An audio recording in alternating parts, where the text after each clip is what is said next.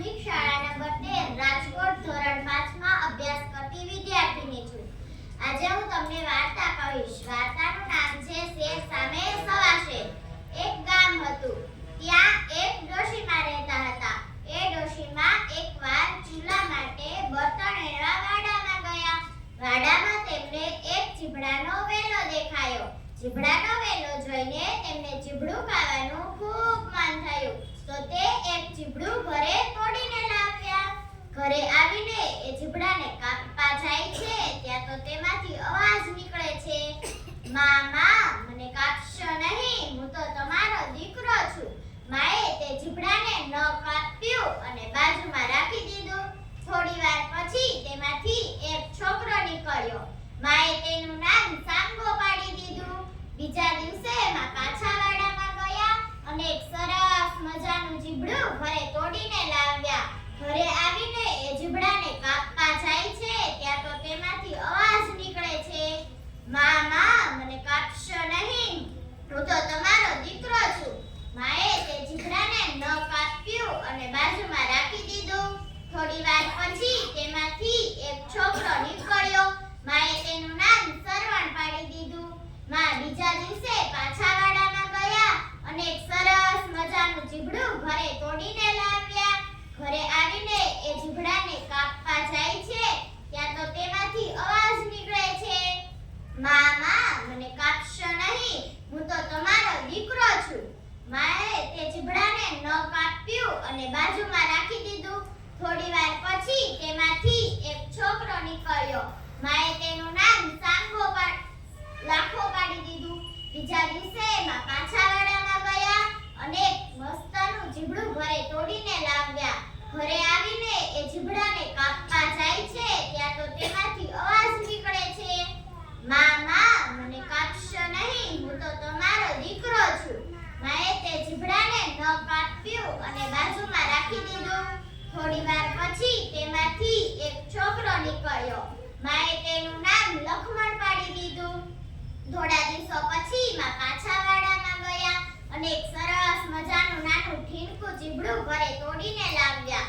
ઘરે આવીને એ ચીભડાને કાપવા જાય છે ત્યાં તો તેમાંથી અવાજ નીકળે છે, મામા મને કાપશો નહીં, હું તો તમારો નાનો દીકરો છું.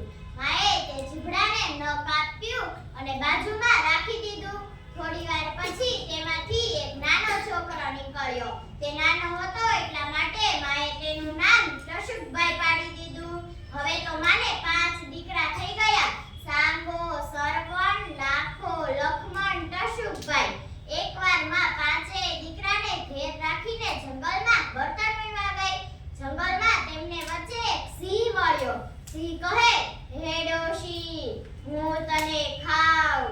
ત્યાં ડોશી કહે, અરે સિંહભાઈ તમે મને ખાઈ જશો તો તમારા ભાણેજો તો રખડે ને. તો સિંહભાઈને મનમાં વિચાર આવ્યો કે આ ડોશીને એકને ખાવા કરતા આપણે સાથે ભાણેજોને ખાઈ લઈએ એ ઠીક રહેશે. તો સિંહભાઈ તો કહે, કાઈ વાંધો નહીં, હું કાલે સાંજે મારા ભાણેજોને મળવા આવીશ. તો ડોશી કહે કે ઠીક છે, આવજો. ડોશી બર્તન વીણીને ઘરે આવી. ઘરે આવીને બધી વાત છોકરાઓને કરી. છોકરાઓ કહે કે કાઈ વાંધો નહીં માં, ચિંતા કરો માં. પછી સવાર પડી અને છોકરાએ તો પ્લાન બનાવ્યો અને સાંજે સિંહભાઈ આવીને બેઠા અને બધા છોકરાઓના નામ પૂછ્યા. પછી તો સિંહભાઈ કહે કે ચાલો હવે હું તમને એક કવિતા સંભળાવું. તો છોકરાઓ કહે કે સંભળાવો. સિંહભાઈ તો ગાવા લાગ્યા. પહેલા દેખાશું સાંગો સરવણ, પછી દેખાશું લાખો લખમણ, હે પછી દેખાશું ટશુકભાઈ અને છેલ્લે ખાશું ડોશીબાઈને, છેલ્લે ખાશું ડોશીબાઈને. તો પછી તો છોકરાઓ કહે કે મામા હવે અમારી વારી, હવે પણ તમને એક કવિતા સંભળાવીશું. છોકરાઓ તો ગાવા લાગ્યા.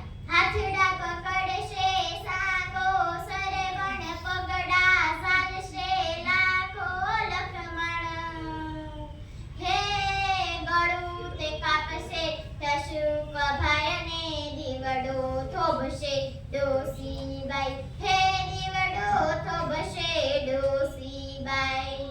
તો પછી સિંહભાઈ તો ડરી ગયા. ત્યાં જ ડોશી કહે કે અરે સીભાઈ તમારા ભાણેજો તમને આવું કાઈ ન કરે. ત્યાં ભાણેજો પાછું ગીત ગાવા લાગી ગયા. હાથીડા દબાવશે સાંગો સરેવણે પગડા દબાવશે લાખો લખમણ. હે માથું તે ઓળશે ટશુક ભાઈને રોટલા ખવડાવશે ડોસીબાઈ. હે રોટલા ખવડાવશે ડોસીબાઈ. સીભાઈને મજા આવી ગઈ અને તેમની સાથે રહેવા લાગ્યા. ખાધું પીધું ને રાજ કર્યું. આ વાર્તાથી આપણને એ શીખ મળે છે કે આપણે ગમે તેવી મુશ્કેલીમાં આપણે બધાને સાથે મળીને તેનો હલ શોધવો જોઈએ. અસ્તુ. જય હિન્દ.